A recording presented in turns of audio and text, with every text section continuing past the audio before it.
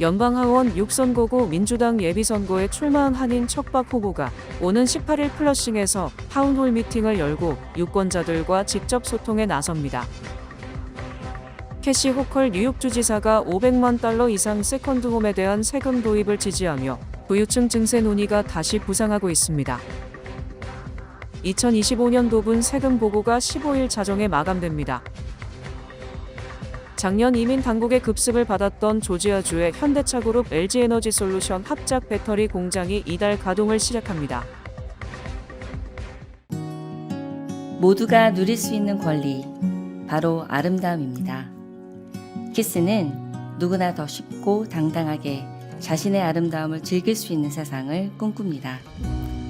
키스는 우리 모두의 미래가 더 아름답게 빛날 수 있도록 최선을 다할 것입니다. 당신의 아름다움의 모든 순간, 키스가 함께합니다.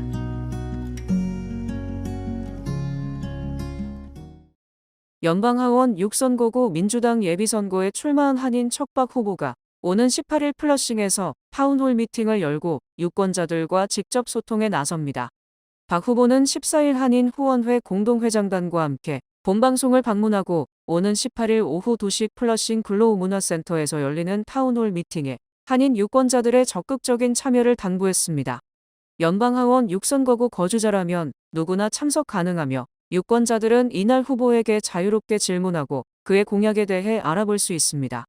박 후보는 자신을 지지하든 안 하든 직접 만나서 다양한 이슈에 대해 질문하고 판단해 줄 것을 당부했습니다. I'll talk about ICE. People want to talk about ICE, about the war in Iran and how we are wasting our money on bombs overseas instead of spending that money here on our families. So I'll talk about the war in Iran. I'm happy to talk about AIPAC and how big money, big donors are controlling many of our elected leaders, including my opponent. And so I'm happy to talk about that. I'm also happy to talk about local issues, whether it's the casino or traffic or investment in our schools. So I'm happy to talk about anything. Come with any question and I'm available to answer you. 박 후보는 최근 몇 달 동안 유권자들과 적극적으로 소통한 결과 생활비 부담 완화가 가장 시급한 문제라고 느꼈다고 전했습니다. 그는 자신의 부모님 세대가 미국에 이민 와서 이룬 아메리칸 드림은 더 이상 존재하지 않는다며 이를 회복하는 것이 중요한 과제라고 강조했습니다. They're using our money, our tax resources for bombs, for ICE. They could use that same money to help us. Healthcare, childcare, invest in schools, invest in hospitals. But they're not making those decisions. They're not making those right decisions. So I think that's what I've been hearing with everybody I speak to, that they're upset that life is too hard. People are working really hard, but their life is getting harder and more expensive every day, and they want to change that. 이날 함께 방문한 한인 후원회 공동회장단은 한인 유권자들의 한 표가 한인 정치사의 새로운 역사를 만든다는 믿음으로 반드시 투표에 참여해 줄 것을 호소했습니다. 설마 될까? 이런 부정적인 생각 절대 버리시고 지금 열심히 하고 있고 잘하고 있습니다. 편견 갖지 마시고 부정적인 생각 하지 마시고 꼭 나오셔서 투표에 임하셔서 연방 하원 의원 탄생을 축하해 주시기를 간곡히 부탁드립니다. 박 후보는 오는 6월 퀸즈 플러싱, 베이사이드, 프레시메도우, 오클랜드 가든, 엘머스트, 오드사이드, 포레스트힐, 큐가든 등을 관할하는 뉴욕 연방하원 6선거구 민주당 예비선거에 출마했습니다. 캐시 호컬 뉴욕주지사가 $500만 이상 세컨드홈에 대한 세금 도입을 지지하며 부유층 증세 논의가 다시 부상하고 있습니다. 캐시 호컬 뉴욕주지사가 뉴욕시 재정적자 해소를 위해 $500만 이상 고가 세컨드홈에 대한 연간 추가 세금, 이른바 비에아떼 세금 도입을 지지한다고 밝혔습니다. 호컬 주지사는 연중 대부분 비어있는 $500만 이상의 세컨드홈을 소유할 여력이 있다면 다른 뉴욕 시민들처럼 공정하게 기여해야 한다고 밝혔습니다.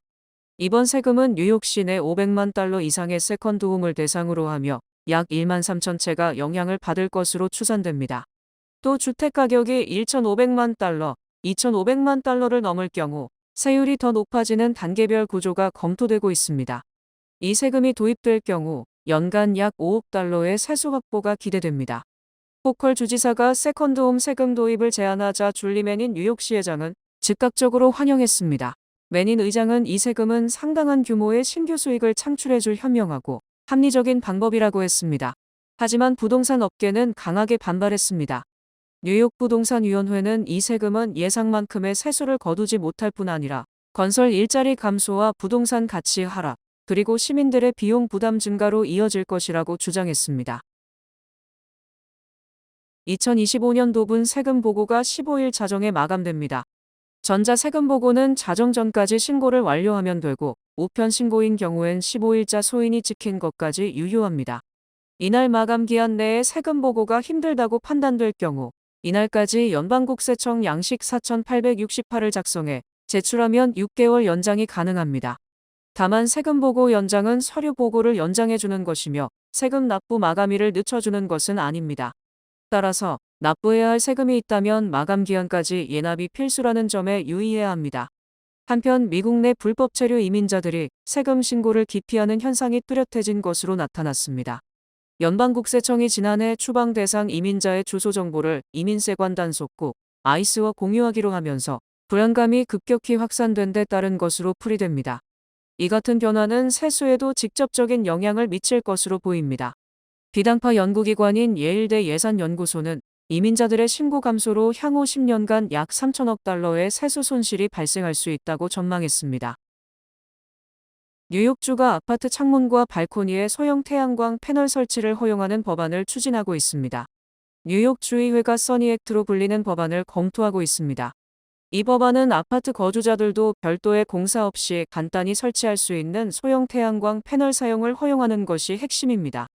현재 뉴욕의 관련 규정은 주로 건물 옥상에 설치하는 대형 태양광 설비를 기준으로 만들어져 있어 일반 가정에서 사용하는 소형 패널은 사실상 법적 근거가 없는 상태입니다. 하지만 법안이 통과되면 세입자나 주택 소유자 모두 발코니나 창문에 간단히 설치하는 방식으로 태양광 전기를 직접 사용할 수 있게 됩니다. 실제로 브롱스에 거주하는 한 주민은 발코니에 소형 패널을 설치한 뒤 올해 들어 약 $30의 전기요금을 절감했다고 밝혔습니다. 이 패널은 일반 콘센트에 꽂기만 하면 바로 전기를 생산해 가정 내 전력 사용에 활용할 수 있는 구조로 별도의 전력망 연결 없이도 냉장고나 조명, 에어컨 등의 사용이 가능합니다. 가격도 비교적 저렴한 편입니다. 소형 제품은 약 $300 수준에서 시작되며 용량과 배터리 포함 여부에 따라 수천 달러까지 다양합니다. 전문가들은 이러한 패널이 가정 전력 사용량의 10%에서 최대 25%까지 절감 효과를 낼 수 있다고 분석하고 있습니다. 뉴욕 최대 전력회사인 코네디슨도 이 법안의 지지를 표명한 가운데 관련 법안은 현재 위원회 단계에서 논의가 진행 중입니다. 이 법안이 통과될 경우 전기요금 부담 완화는 물론 탄소 배출 감소에도 기여할 수 있을 것으로 기대됩니다. 작년 이민 당국의 급습을 받았던 조지아주의 현대차그룹 LG에너지솔루션 합작 배터리 공장이 이달 가동을 시작할 준비를 마친 것으로 전해졌습니다. 온라인 매체 세마포의 보도에 따르면 호세 무뇨스 현대차 사장은 지난 14일 워싱턴에서 열린 2026 세마포 월드 이코노미 만찬에서 앞서 이민 세관 단속국 급습 사태가 자신의 전략 계획을 바꾸지는 않았다고 말했습니다. 그는 이 자리에서 자신의 최우선 과제가 USA라며 대미 투자 의지를 다시 내세우고 이곳에서 잘하면 어느 곳에서든 잘하게 된다고 했습니다. 무뇨스 사장은 우리는 한국인들의 개념인 빨리빨리를 적용했다며 말 그대로 서둘러야 한다는 뜻이라고 했습니다. 그러면서 그렇게 해서 만회할 수 있었고 예정대로 가동을 시작하게 됐다고 했습니다. 앞서 아이스는 작년 9월 이 공장을 급습하며 단기 상용비자나 무비자 전자여행어가 제도로 입국한 한국인 근로자 317명을 불법 이민자로 간주해 구금했습니다. 당시 근로자들은 8일 만에 석방됐으나 이 사태로 건설 작업이 중단되면서 공장 완공이 지연됐습니다. 도널드 트럼프 대통령이 이달 말까지 이란과 협상이 타결될 가능성이 높다고 밝혔습니다. 트럼프 대통령은 지난 14일 한 매체와의 전화 인터뷰에서 찰스 3세 영국 국왕이 미국을 국빈 방문하기 전까지 이란과 합의를 이룰 가능성에 대한 질문을 받자 가능하다. 매우 가능하다. 이란은 꽤 심하게 두들겨 맞았다고 답했습니다. 찰스 3세는 오는 27일부터 30일까지 워싱턴 DC와 뉴욕을 방문해 백악관 국빈 만찬 참석, 미 의회 연설 등의 일정을 소화할 예정입니다.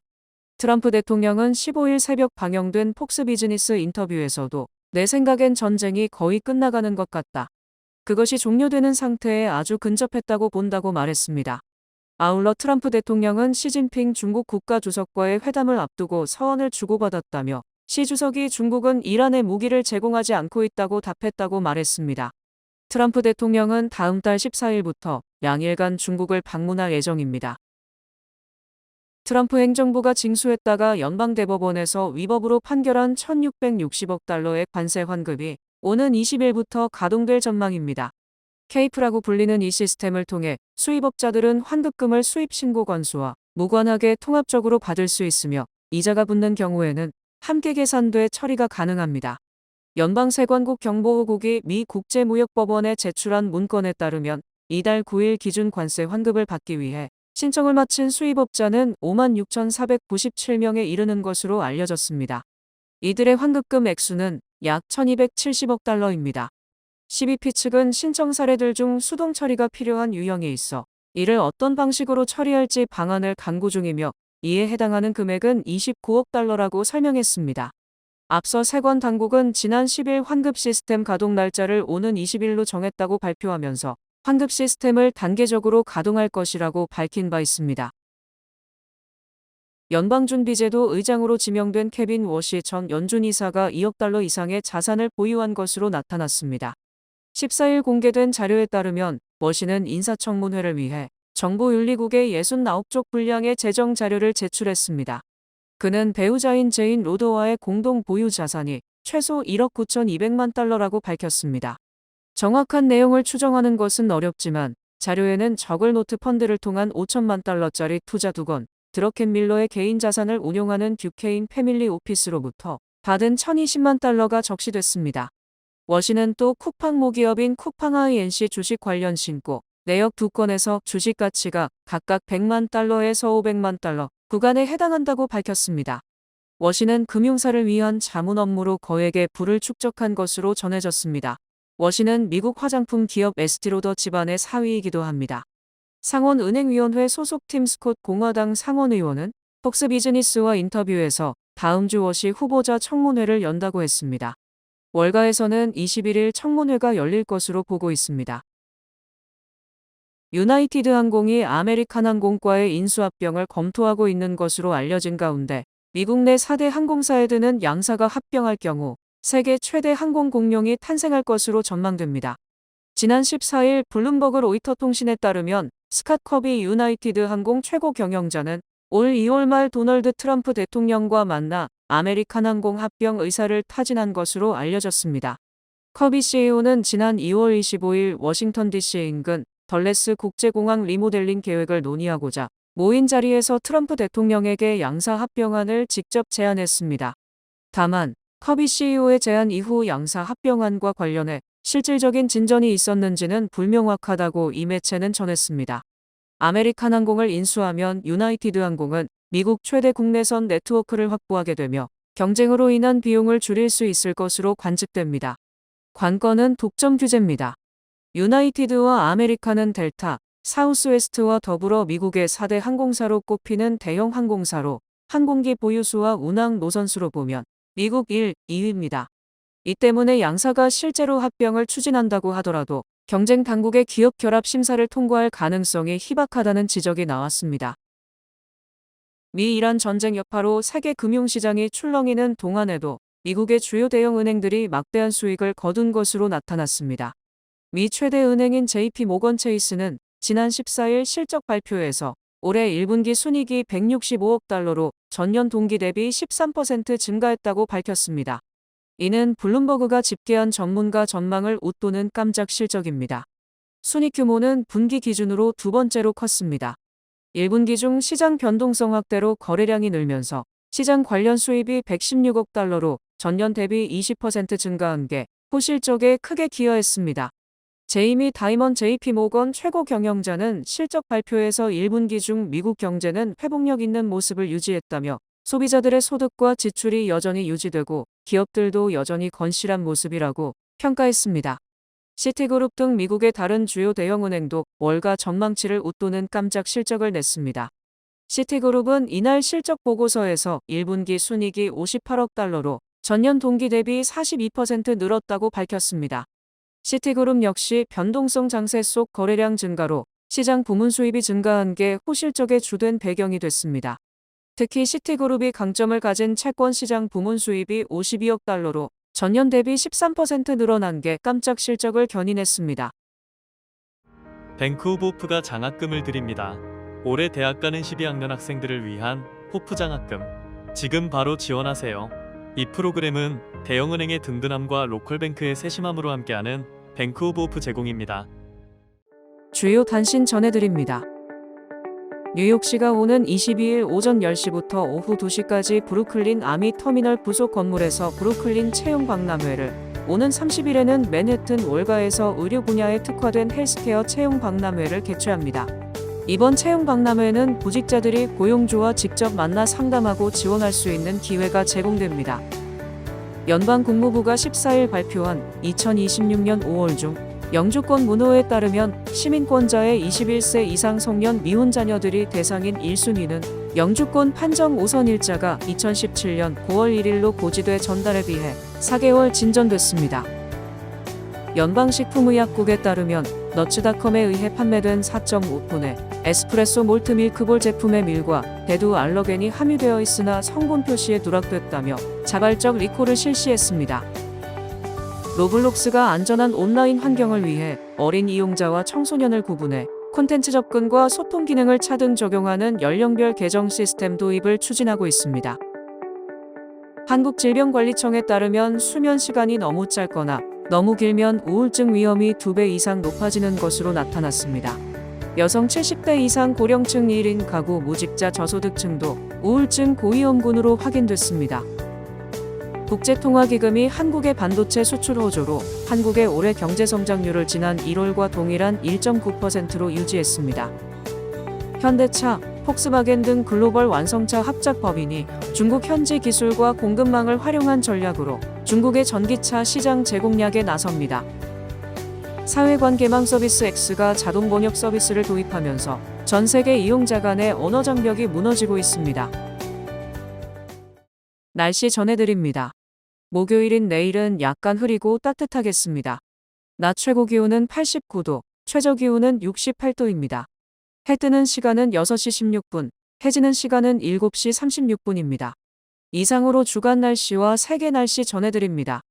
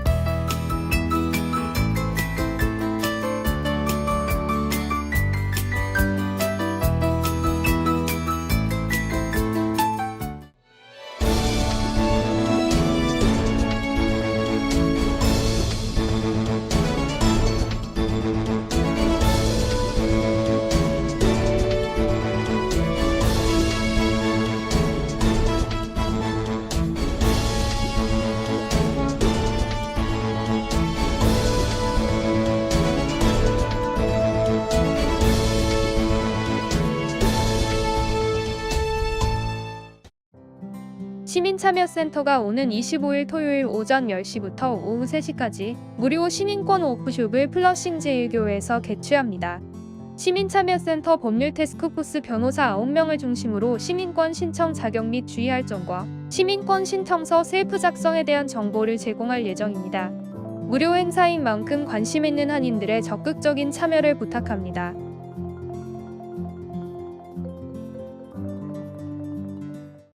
이상으로 4월 15일 수요일 TKC 뉴스데스크 여기서 마치겠습니다. 시청해주신 여러분 고맙습니다.